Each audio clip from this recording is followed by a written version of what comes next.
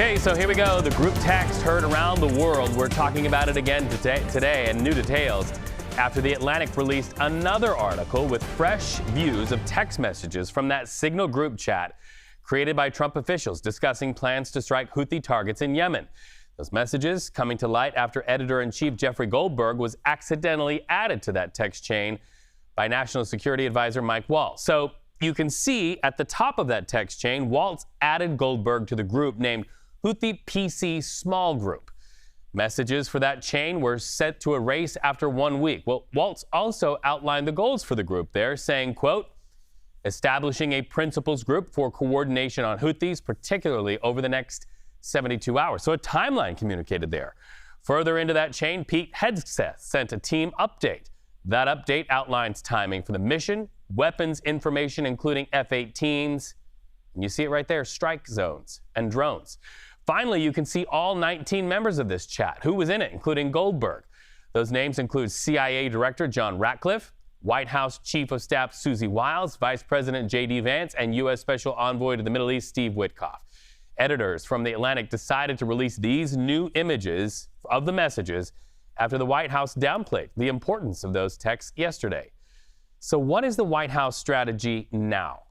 You can see it here. Double down. This from Press Secretary Caroline Leavitt on social media saying The Atlantic has conceded these were not war plans.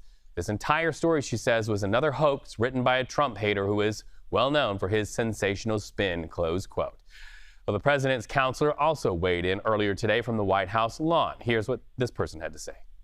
We stand by Mike Waltz. He's doing a tremendous job. I think this is a distraction. I'm really not going to stand here and answer questions that the better part of yesterday was spent by the people that were actually involved answering. I was not a part of that conversation, but I will say this. We need to be looking at all the good things that we're doing, and every time to come out and to speak to the press and have it be a negative spin, it's much like what I've done for the better of 4 years. The negative spin needs to stop. Waltz has done a tremendous job, and let's talk about what he did. He took down the Houthis with Pete Hegseth, and that was important not for this country alone, but also for the world.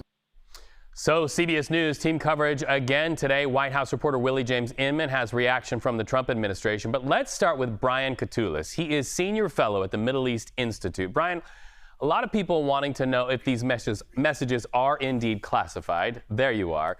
And if they are classified, then we can understand that. But as one lawmaker said yesterday, if they're not, let the American public see them. Yeah, they obviously slipped up here because what the Atlantic released this morning included operational details that could have actually endangered the lives of the servicemen and women who were involved in that operation. So what we have here is yet another instance where the Trump White House lies. Its people lie and then try to fool all of us. And I'm glad some of the media, not all of the media, but your outlet in particular, is helping point out these lies. And the bigger thing I'd say also is they actually haven't taken out the Houthis. They did an attack against the Houthis, but the Houthis are still there. And me as an analyst of the Middle East go back and forth to the region all the time. The thing that worries me is that this attack, though it had an impact, it did not thwart the Houthi capability to threaten Red Sea shipping, which was the main point. Well, one of the lawmakers there yesterday said that at least his concern was that if these messages had gotten outside of that group chat, the Houthis, could have repositioned their assets. What was your reaction when you saw those text messages sort of through that same framework that the lawmaker mentioned? Well, that's what I was mentioning is the operational security. I mean, thank heavens it was Jeffrey Goldberg, someone who I know through the media and think tank landscape here in D.C. He's responsible. He's a responsible individual. He was added inadvertently. But what if it was someone else? And noteworthy to me that some of the officials using this app, including some of the officials in Trump's inner circle, were in Russia at the time. So this was very lax. This is not, if you work in government, they have systems in place called the high side, very secure systems where you should have these sort of exchanges. And this was very, very reckless. And thank heavens nobody got injured on our side. But my bigger point is this, is the problem is still there. They haven't solved the problem of the Houthis in Yemen. Well, and what do you say about the fact that there were other alternative ways to communicate and they just weren't used? Because there has also been conversation that Signal could be something that the Russians may be looking to hack into.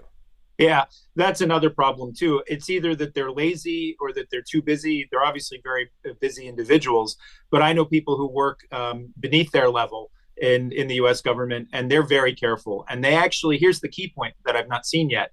Those people, when there's a slip up with the misuse of very sensitive information, classified information, they're held to account. So the key question for our system here as America, our national security systems, is will President Trump actually be a strong enough leader to hold someone on his team to account? The early signs are they're just going to double down on their defiance, continue to lie, and actually not own up to this mistake, which even at some level, Michael Waltz admitted was his fault. You watch things from an international landscape. You know, we're having this conversation from the perspective of how American lawmakers are thinking about it, how those who are in the group chat are responding to it, how the American public is seeing this. From your perspective, though, how are foreign leaders, including those who are adversaries to the United States, reacting to what all is playing out? It looks like a clown show from the outside. I talked to individuals, not just from the Middle East, but from Europe and Asia. And this is part of the problem with politics and policy being run like it's a reality TV show, and with people actually being quite careless, is that we actually look less serious in the world. And these are serious problems. That's what I want to emphasize, is that the Houthis still are a serious threat.